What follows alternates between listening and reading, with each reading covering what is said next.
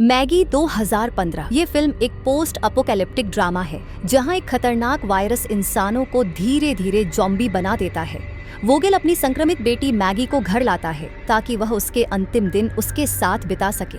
Film की शुरुआत में हम देखते हैं कि एक लड़की अपने पिता को बताती है कि वह शहर में है और उसे खोजने की कोशिश न करे। इसके बाद एक शहर दिखाया जाता है जहां हर चीज तबाह हो चुकी होती है। वहां एक वायरस फैला होता है जिसके कारण कर्फ्यू लगा होता है। इसके बाद हम वोगेल को देखते हैं जो एक अस्पताल में जाता है। दूसरी ओर एक लड़की घूम रही होती है और सैनिक उसे पकड़ लेते हैं। अस्पताल में वोगेल देखता है कि वहाँ कई संक्रमित लोग होते हैं। वोगेल अपनी बेटी मैगी को खोजने के लिए वहाँ गया होता है। डॉक्टर उसे बताता है कि उसकी बेटी को गहरी चोट लगी है और उसे क्वारंटीन में भेजने की सलाह देता है। फिर वोगेल मैगी से मिलता है और उसे वहाँ से लेकर निकल जाता है। रास्ते में वे एक पेट्रोल पंप पर रुकते हैं। मैगी कार से नीचे उतरकर दुकान में जाती है। थोड़ी देर बाद वोगेल भी अंदर जाता है। तभी उसे वहाँ एक ज़ॉम्बी दिखता है और वह उसे मार देता है। वह मैगी से कहता है कि कार में बैठो और वे वहाँ से निकल जाते हैं। जाते समय वे देखते हैं कि हर तरफ तबाही फैली हुई है।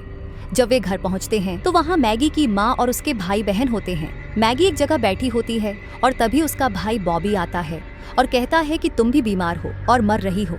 वह यह भी बताता है कि उसके कुछ दोस्तों को भी संक्रमण हो गया था और वे भी मर गए। फिर वोगेल बॉबी और मॉली को उनकी आंटी के घर छोड़ने के लिए निकलता है। मैगी अपने कमरे में बैठी होती है। वोगेल जब घर लौटता है तो वह मैगी को बताता है कि कैरोलिन खाना बना रही है, लेकिन मैगी कहती है कि उसे भूख नहीं है।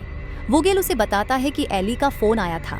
मैगी उससे पूछती है कि क्या उसे ढूंढने में उसे 2 हफ्ते लगे और वोगेल हाँ कहता है। फिर मैगी कहती है कि अगर उसने उसे चोट पहुंचाई तो क्या होगा। वोगेल उसे आश्वासन देता है कि उसे और कैरोलिन को सभी सावधानियां पता हैं। मैगी कहती है कि उसे वापस नहीं लाना चाहिए था। इसके बाद मैगी खाने के लिए जाती है लेकिन कुछ नहीं खाती और फिर वहां से चली जाती है।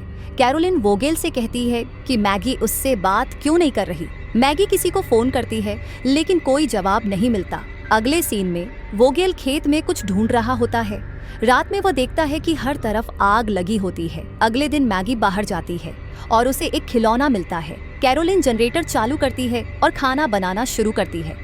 जब वह बाहर देखती है तो मैगी झूला झूल रही होती है, लेकिन अचानक मैगी को कुछ याद आता है और वह नीचे गिर जाती है। कैरोलिन उसे उठाकर घर लाती है लेकिन मैगी की एक उंगली पर चोट लग जाती है और खून बहने लगता है। मैगी एक चाकू लेकर अपनी उंगली काट देती है और वहां से भाग जाती है, लेकिन तभी उसके सामने 2 ज़ॉम्बीज आते हैं। उनमें से एक नैथन होता है और उसके साथ उसकी 4 साल की बेटी भी होती है जो दोनों ज़ॉम्बी बन चुके होते हैं। तभी वोगेल आता है और दोनों ज़ॉम्बीज को मार देता है। रात में पुलिस आती है और वोगेल उनसे बात करता है। वह उन्हें ज़ॉम्बीज के बारे में बताता है। वोगेल रे से कहता है कि अगर कोई उसकी बेटी को लेने आया तो वह उसे नहीं छोड़ेगा। इसके बाद रे वहाँ से चला जाता है। वोगेल घर में जाता है और कैरोलिन से पूछता है कि मैगी कैसी है। वे कहता है कि जैसे उसने ज़ॉम्बीज को मारा शायद उसे मैगी को भी मारना पड़े। रात में वोगेल को कोई आवाज आती है। वह बाहर जाता है और देखता है कि एक गाड़ी आई होती है। उसमें बॉनी आती है और मैगी के बारे में पूछती है। वो बताती है कि जिन लोगों को संक्रमण हुआ होता है उन्हें रात में एक कमरे में बंद रखा जाता है और उन्हें छूने की मनाही होती है। वह वोगेल से नैथन के पास ले जाने को कहती है। वोगेल उसे वहाँ ले जाता है। बॉनी उन्हें देखकर रोने लगती है।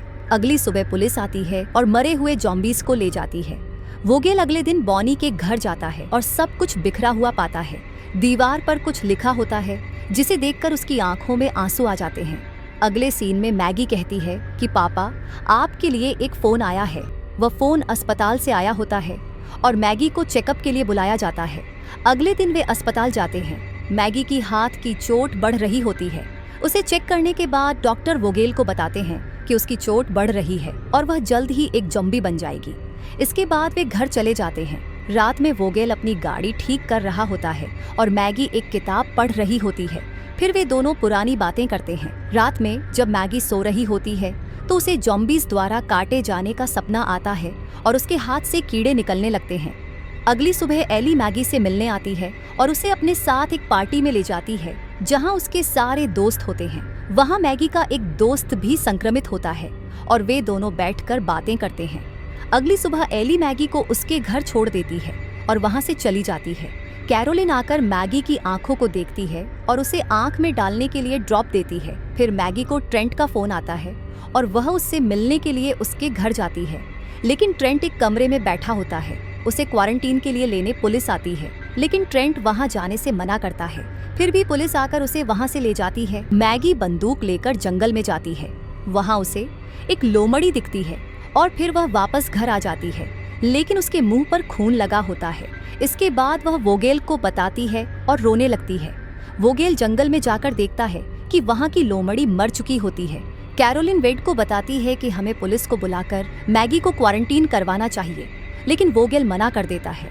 तब कैरोलिन अपनी बैग लेकर वहां से चली जाती है। फिर रात में जब वोगेल सो रहा होता है, मैगी उसे देखती है और वहां से चली जाती है। अगली सुबह पुलिस आती है, लेकिन वोगेल उन्हें मैगी को ले जाने से मना कर देता है। एक पुलिसकर्मी वोगेल को पकड़ने की कोशिश करता है। तभी मैगी आती है और कहती है कि वह ठीक है। फिर पुलिस वहां से चली जाती है। वोगेल मैगी को कैरोलिना का बगीचा दिखाने ले जाता है। मैगी वोगेल से कहती है कि अब इसे रोक दो और तुम्हें यह करना होगा। वोगेल उसे कहता है ठीक है। रात में मैगी सभी को फोन करती है, लेकिन तभी उसे कुछ हो जाता है। वोगेल आकर उसे सोने के लिए बिस्तर पर ले जाता है। फिर सुबह मैगी नीचे आती है। वह जॉम्बी बन चुकी होती है। वह वोगेल के पास आती है, उसे चूमती है और फिर वहां से चली जाती है।